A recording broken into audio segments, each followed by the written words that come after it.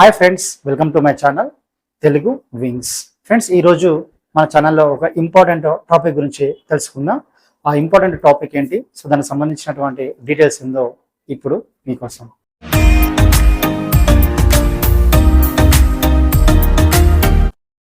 తెలంగాణ రాష్ట్రంలో ఉద్యోగాల నోటిఫికేషన్కి సంబంధించి మన దగ్గర అయితే ఒక బిగ్ బ్రేకింగ్ న్యూస్ ఉంది. అదేంటంటే రేపు రాష్ట్ర క్యాబినెట్ అని చెప్పేసి మనకి కనబడడం జరుగుతుంది.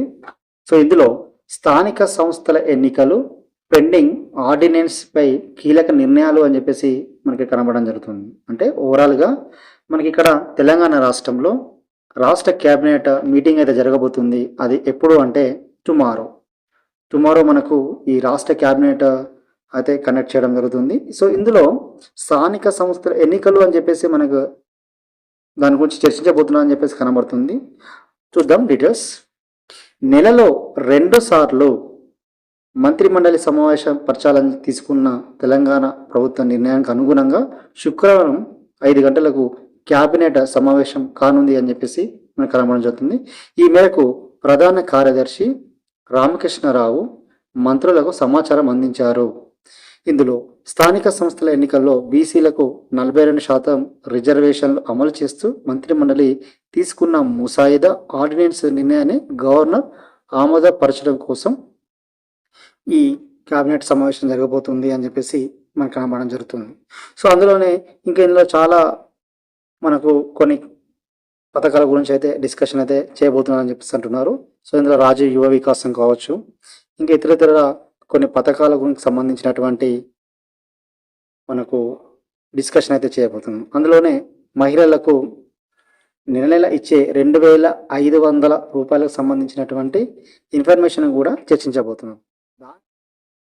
వీటితో పాటు మనకి ఇక్కడ ఒక లైన్ కనబడుతుంది. ఆ లైన్ మనకి ఏం చెప్తుంది అంటే, ప్రభుత్వం ఏర్పాటైన 2 సంవత్సరాలలో 2 లక్షల ఉద్యోగాలు భర్తీ చేస్తామని హామీ ఇచ్చిన నేపథ్యంలో ఏ శాఖలో ఎన్నెన్ని ఉద్యోగాలు ఉన్నాయో వాటి వివరాలను తెప్పించి జాబ్ క్యాలెండర్ ప్రకారం దశల వారీగా నోటిఫికేషన్ జారీ చేసేందుకు తీసుకోవాల్సినటువంటి చర్యలపై మంత్రి మండలి సమావేశంలో చర్చించే అవకాశం ఉంది అని చెప్పేసి మనకి ఇక్కడ కనబడడం జరుగుతుంది. సో రేపు ఏదైతే మనకి ఇక్కడ క్యాబినెట్ సమావేశం జరగబోతుందో ఆ క్యాబినెట్ సమావేశం వచ్చేసి చాలా ఇంపార్టెంట్గా మనం ఇక్కడ చెప్పడం జరుగుతుంది. సో ఇందులో చాలా పథకాలకు సంబంధించి స్థానిక సంస్థల ఎన్నికల గురించి చర్చించబోతున్నాను. వాటితో పాటు జాబ్స్కి సంబంధించినటువంటి ఖాళీలకు సంబంధించినటువంటి ఇన్ఫర్మేషన్కి సంబంధించినటువంటి చర్చ కూడా జరగబోతుంది అని చెప్పేసి మనకి ఇక్కడ చెప్పడం జరుగుతుంది. మనం ఒకసారి చూసుకున్నట్లయితే తెలంగాణ రాష్ట్రంలో మనకు కొన్ని ఖాళీలు అయితే కనబడడం జరుగుతుంది. ముఖ్యంగా చాలా మంది ఎదురు చూస్తున్నారు. అదేంటంటే GPO గ్రామ పాలన ఆఫీసర్స్కి సంబంధించినటువంటి జాబ్స్ కావచ్చు, ఇంకా చాలా జాబ్స్ అయితే మనకి ఇక్కడ ఆల్రెడీ డిక్లేర్ చేసి ఉన్నారు. బట్ కొంత స్పష్టత రావాలి ఎన్ని ఖాళీలు ఉన్నాయని చెప్పేసి దానికి సంబంధించినటువంటి చర్చ అయితే రేపు జరగబోతుంది. వాటితో పాటు మనకు సింగరేణికి సంబంధించి నా జాబ్ వేకెన్సీస్ కూడా ఇదివరకే మనకు రిలీజ్ చేయడం జరిగింది. అందులో ఎక్స్టర్నల్ పోస్టులు కూడా ఉండడం జరుగుతుంది. సింగరేణికి సంబంధించి ఎక్స్టర్నల్ పోస్టులు మనకు ఎన్ని ఖాళీలు ఉన్నాయి అనే విషయాన్ని కూడా రేపు క్యాబినెట్లో చర్చించబోతున్నారని చెప్పేసి మనకు ఉన్నటువంటి అఫీషియల్ ఇన్ఫర్మేషన్.